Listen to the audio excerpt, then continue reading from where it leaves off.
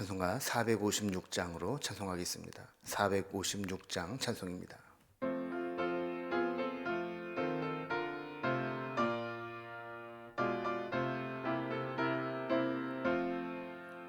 거친 세상에서 실패하거든 그 손 못 자국 만져라.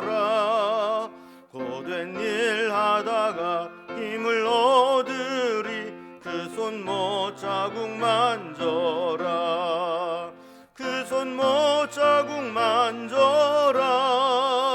그 손 못 자국 만져라. 주가 널 지키며 인도하시리. 그 손 못 자국 만져라. 내가 어둠 속을 걸어갈 때에 그 손 못 자국 만져라. 주가 참 평안을 내게 주시리. 그 손 못 자국 만져라. 그 손 못 자국 만져라. 그 손 못 자국 만져라. 주가 널 지키며 인도하시리. 그 손 못 자국 만져라. 내가 부활의 주 따라가려면 그 손 못 자국 만져라. 내가 주 안에서 길이 살리라. 그 손 못 자국 만져라. 그 손 못 자국 만져라. 그 손 못 자국 만져라. 주가 널 지키며 인도하시리. 그 손 못 자국 만져라. 너의 죄악의 짐 무거울 때에 그 손 못 자국 만져라. 마음 문 열고서 주를 모셔라. 그 손 못 자국 만져라. 그 손 못 자국 만져라. 그 손 못 자국 만져라. 주가 널 지키며 인도하시리. 그 손 못 자국 만져라. 아멘. 오늘 함께 나눈 하나님 말씀은 신약성경 마태복음 14장 22절에서 36절까지 말씀입니다. 마태복음 14장 22절에서 마지막 절 36절까지 신약성경 24면입니다. 말씀을 제가 봉독하겠습니다. 예수께서 즉시 제자들을 재촉하사 자기가 무리를 보내는 동안에 배를 타고 앞서 건너편으로 가게 하시고 무리를 보내신 후에 기도하러 따로 산에 올라가시니라. 조물매 거기 혼자 계시더니 배가 이미 육지에서 술이나 떠나서 바람을 거스름으로 물결로 말미암아 고난을 당하더라. 밤 사경에 예수께서 바다 위로 걸어서 제자들에게 오시니 제자들이 그가 바다 위로 걸어오심을 보고 놀라 유령이라 하며 무서워하여 소리 지르거늘 예수께서 즉시 이르시되 안심하라. 나니 두려워하지 말라. 베드로가 대답하여 이르되 주여 만일 주님이시거든 나를 명하사 물 위로 오라 하소서 하니 오라 하시니 베드로가 배에서 내려 물 위로 걸어서 예수께로 가되 바람을 보고 무서워 빠져가는지라. 소리질러 이르되 주여 나를 구원하소서 하니 예수께서 즉시 손을 내밀어 그를 붙잡으시며 이르시되 믿음이 작은 자여 왜 의심하였느냐 하시고 배에 함께 오름에 바람이 그치는지라. 배에 있는 사람들이 예수께 절하며 이르되 진실로 하나님의 아들이로소이다 하더라. 그들이 건너가 게네사렛 땅에 이르니 그곳 사람들이 예수이신 줄을 알고 그 근방에 두루 통지하여 모든 병든 자를 예수께 데리고 와서 다만 예수의 옷자락이라도 손을 대게 하시기를 간구하니 손을 대는 자는 다 나음을 얻으니라. 아멘. 우리 어제 살펴본 말씀에서 예수님이 빈들에 찾아온 무리들의 병을 고쳐주시고 또 날이 저물자 오병이어의 기적으로 배불리 먹게 하신 기적을 살펴보았습니다. 아직 예수님이 어떤 분인지 잘 모르는 무리들은 겉으로 드러난 이제 기적들만 보면서 예수님을 세속적인 구원자, 또 이 세상의 메시아로 오해할 수가 있었습니다. 예수님은 이런 분위기를 감지하셨는지 급하게 제자들을 재촉해서 그 자리를 떠나게 하십니다. 제자들을 재촉해서 배에 타고 건너편으로 가게 하시고 예수님은 따로 산에 올라가서 기도하시게 됩니다. 한참 후에 바다 위를 걸어서 제자들이 타고 있는 배로 다가가십니다. 그때 마침 바다는 큰 풍랑과 바람으로 그 배에 타고 있는 사람들은 사투를 벌이고 있었습니다. 그런 가운데서 바다를 걸어오는 예수님을 보시고 제자들은 유령인 줄 알고 두려워서 떨게 되고 소리를 지르게 되죠. 이때 예수님은 제자들에게 나니 안심하라, 두려워하지 말라 하시면서 그들을 안정시킵니다. 이때 베드로가 돌발 행동을 하죠. 정말 주님이시라면 나를 명하여 물 위로 걸어오게 하소서라고 이야기를 한 겁니다. 예수님은 베드로에게 오라 하셨고 베드로는 담대하게 물 위로 발을 냈습니다. 베드로가 물 위를 걸어서 가다가 바람을 보고 두려운 마음이 들었을 때 물에 빠지게 되었다 하는 내용입니다. 그리고 배를 타고 잠잠하게 하신 후에 건너편 게네사렛 땅으로 가신 내용이 오늘 본문의 내용입니다. 오늘 본문을 단락별로 구분을 해보면 먼저 앞부분에는 제자들을 먼저 보내시고 기도하러 따로 올라가신 예수님의 모습이 나옵니다. 두 번째 단락에서는 물 위를 걸어서 제자들이 있는 곳까지 가서 그들을 구원하고 바람을 그치게 하고 건너편으로 가시는 예수님이 나옵니다. 그리고 마지막 단락에서는 이제 배를 타고 건너서 게네사렛 땅으로 들어가시고 그곳에 모인 자들에게 치유의 기적을 베푸시는 내용이 나오게 됩니다. 이제 단락별로 살펴봅니다. 먼저 첫 번째로 거기 모인 사람들에게서 떠나서 제자들을 보내시고 예수님은 따로 기도하러 올라가시는 장면이 나오게 됩니다. 자, 어제 살펴본 말씀 보면 병고침을 받고 또 오병이어의 기적을 체험한 무리들이 어떤 예수님에 대한 기대감에 부풀어 있었던 것을 우리가 보게 됩니다. 가만히 있으면 그들은 예수님을 이 세상의 왕으로 옹립을 하려고 하는 그런 분위기를 읽게 된 것이죠. 이러한 그들의 기대는 예수님이 원하시는 것과 일치하지 않았습니다. 그래서 예수님은 즉시 재촉해서 그 자리를 떠나시게 됩니다.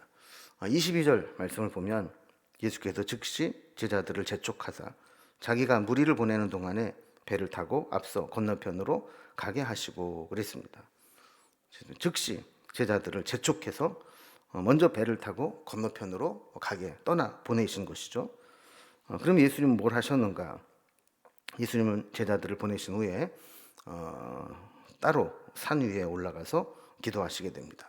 23절을 보면 무리를 보내신 후에 기도하러 따로 산에 올라가시니라 저물매 거기 혼자 계시더니 그랬습니다.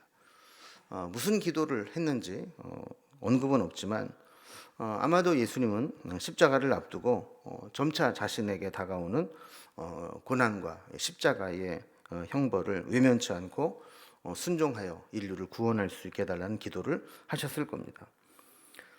그럼 우리는 예수님이 이렇게 사람들이 막 왕으로 삼으려고 하는 분위기를 느낄 때 재촉하여 그 자리를 떠나고 기도하는 자리로 올라간 것과 마찬가지로 우리는 주목받는 자리에 설수록 또 칭찬과 명예를 얻을수록 또 유명해지고 사람들로부터 관심과 기대를 받게 될수록 나를 찾는 이들이 많아지고 바빠질수록 우리는 따로 기도하는 자리에서 주님과 만나야 되는 시간이 필요하다는 것을 알아야 합니다.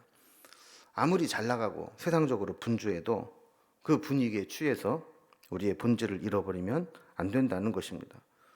예수님도 따로 산에 올라가 기도하는 시간을 가지셨다면 우리도 주님과 대면하기 위해서 기도하는 시간을 양보해서는 안 될 것입니다. 두 번째 단락을 봅니다. 두 번째 단락은 물 위를 걸어서 제자들이 있는 곳까지 가시는 그 예수님, 그리고 그때 있던 바람을 잠잠하게 그치신 예수님의 모습이 나옵니다. 예수님은 제자들을 먼저 배 타고 갈릴리 한가운데까지 가 있는 이 제자들을 아마 지켜보고 계신 것 같습니다. 아마 산에서 기도하고 계셨는데 이미 제자들은 멀리까지 와 있었죠. 24절을 보면 배가 이미 육지에서 술이나 떨어져 있는데 바람이 거슬러 큰 물결이 일어나 고난을 당하고 있는 것을 보게 됩니다. 이미 육지에서 너무 멀리 와 있기 때문에 이 바다 한가운데서 육지로 돌아갈 수도 없고, 그렇다고 바다 한가운데서 통제도 되지 않고 이런 상황 가운데 있었던 겁니다. 예수님 제자들 중에는 이 갈릴리에서 잔뼈가 굵은 어부 출신들이 많이 있었지만 아무리 베테랑 어부라 해도 불가항력적인 파도를 만나게 된 것입니다. 그럼 우리가 살아가는 세상도 마찬가지입니다. 우리가 아무리 능력이 있고 경험이 많고 실력 있는 사람이라 할지라도 때로는 내 능력과 경험과 실력으로 감당할 수 없는 일들을 만날 수 있는 것이죠. 제자들에게 이 위기는 바다에서 만난 풍랑이 아니라 사실은 주님이 그 자리에 계시지 않았다는 것, 그것이 큰 위기였습니다. 자, 그런데 예수님께서 그 자리로 가십니다. 25절을 보면 밤 사경에 예수께서 바다 위로 걸어서 제자들에게 오시니 그랬어요. 당시에는 이제 밤을 구분을 할 때 오후 6시부터 3시간 단위로 끊어서 넷으로 구분을 합니다. 1경, 2경, 3경, 4경 이렇게 하는데 이 4경이라고 하는 것은 밤의 마지막 새벽으로 이어지는 시간입니다. 그래서 보통 새벽 3시부터 6시까지를 밤 4경이라 이렇게 부릅니다. 이때 예수님은 바다 위를 걸어서 제자들이 있는 곳으로 오십니다.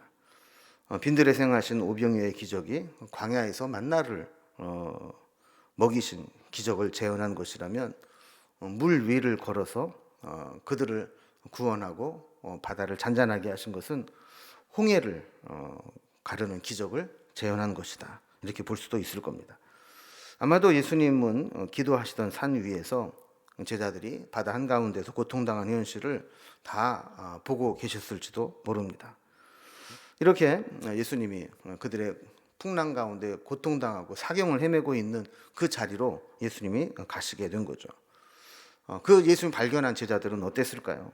26절을 보면 제자들이 그가 바다 위로 걸어오심을 보고 놀라 유령이라 하며 무서워하여 소리 지르거늘 그랬습니다. 여러분 놀랄만 하지 않습니까? 캄캄한 밤 바다 위로 아무도 올 수 없는 그 자리에 누군가가 걸어오는 모습을 보고 있다면 누구라도 기겁을 하고 유령이라고 소리를 질렀을 겁니다. 제자들 역시 유령이라고 무서워하여 소리를 질렀다 그랬습니다.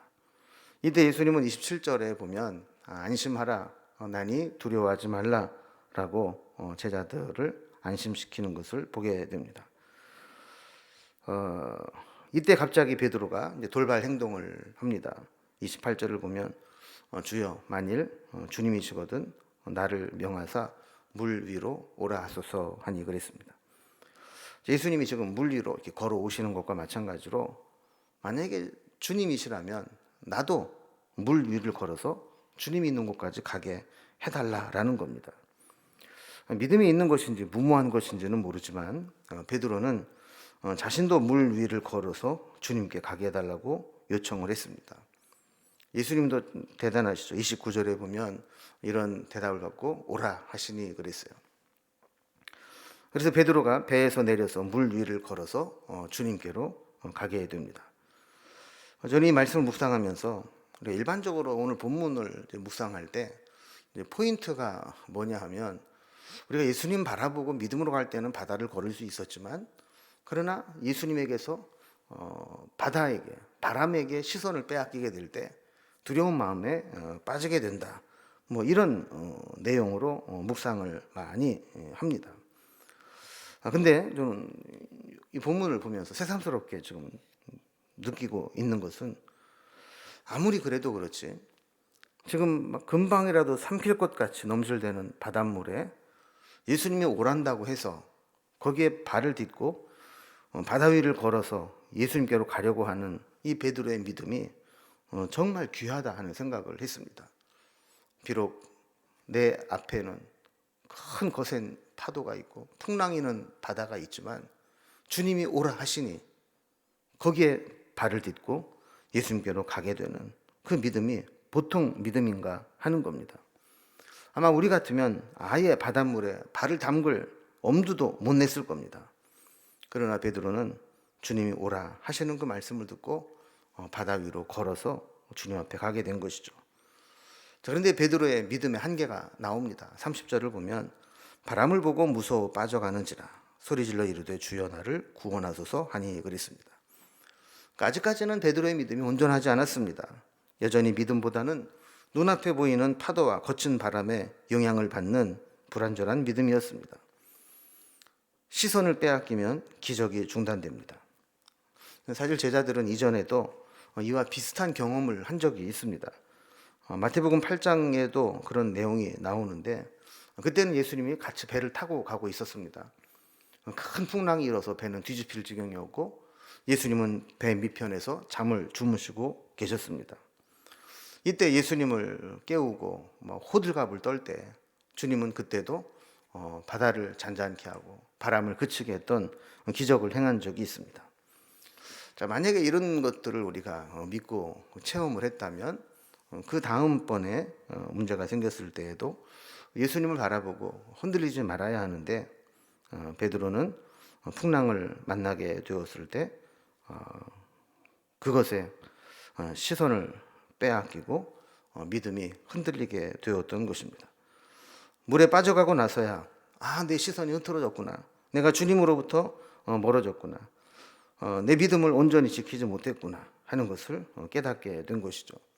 급하게 날 구원해 달라고 소리를 질렀더니 31절과 32절을 보면 예수께서 즉시 손을 내밀어 그를 붙잡으시며 이르시되 믿음이 작은 자여 왜 의심하였느냐 하시고 배에 함께 오름에 바람이 그치는지라 그랬습니다. 여러분, 이걸 보면 사실 우리의 믿음이라고 하는 것이 한두 번 은혜 받았다고 때로는 한두 번 기적을 경험했다고 해서 금방 완전해지는 것은 아닙니다. 때로는 거듭 경험된 믿음의 경험, 그리고 축적된 어떤 체험, 말씀, 은혜, 이런 것들이 계속 쌓여가게 될 때 우리의 믿음이 온전해지게 되는 것이죠. 예수님이 이번에도 베드로의 손을 붙잡아 건져주셨고 바람을 잔잔케 하셨습니다. 34절에 보면 배에 있는 사람들이 예수께 절하며 이르되 진실로 하나님의 아들이로소이다 하더라 그랬습니다. 생사의 강을 건넌 후에야 사람들은 예수님이 하나님의 아들이시라는 것을 깨닫게 되고 고백하게 되었다는 것입니다. 자, 이 사건이 있은 후에 이제 세 번째 단락을 보면 배를 타고 무사히 건너가서 게네사렛 땅에 이르게 됩니다. 거기에도 사람들이 몰려오게 되었고 모인 자들에게 치유의 기적을 행하십니다.